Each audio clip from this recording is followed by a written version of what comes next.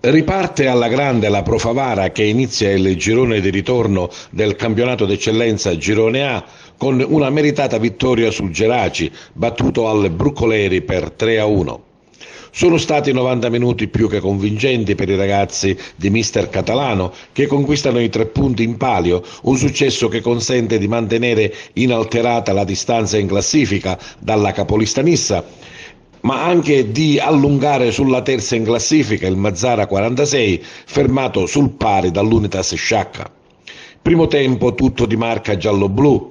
Viene chiuso sul 2-0, la prima rete con il difensore Bontempo che è bravo a ribattere la corta respinta del portiere avversario. Il raddoppio arriva al 36esimo con Mattia Retucci che realizza un calcio di rigore concesso per fallo di mano in area. Nella ripresa gli ospiti accorciano le distanze, al 57esimo Guadagnino non sbaglia da distanza ravvicinata. A chiudere la partita ci pensa ancora Mattia Retucci che a 4 minuti dalla fine firma una doppietta realizzando il suo secondo gol con un colpo di testa che dà i 3 punti finali alla Pro Favara che conferma il suo buon momento. È sempre difficile ripartire anche perché le insidie sono tante. Quindi aveva 20 giorni che non giocavamo, ci sono dei carichi di lavoro tanti, però sapevamo che era importante partire bene.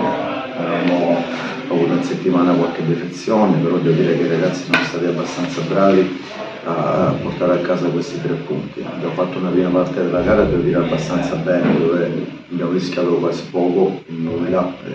Secondo me dopo il 2-0 e anche dopo l'infortunio che ha avuto Luca Cicarotta abbiamo abbassato un po' il ritmo, l'intensità, ci siamo abbassati un po' nella seconda parte della gara e nel momento in cui magari non pensi abbiamo subito un gol e devo dire che poi da lì in poi il Gerace ha fatto anche abbastanza bene, ci ha messo un po' in difficoltà fino a quando abbiamo fatto il 3-1 e siamo stati un po' più tranquilli fino a.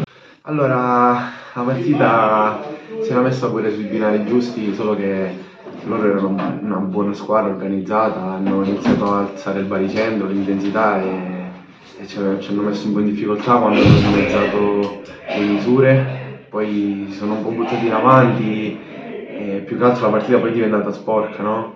E noi là abbiamo fatto una gran partita, veramente, nonostante tutte le nostre difficoltà, che non siamo per nominare, ma non per ultima Luca che è uscito per infortunio e sapete tutti quanto è importante per noi, quindi diciamo le cose si sono ulteriormente complicate, però là si è visto anche la prova di forza della squadra, del gruppo che davvero ha fatto una gran partita fino al 90esimo.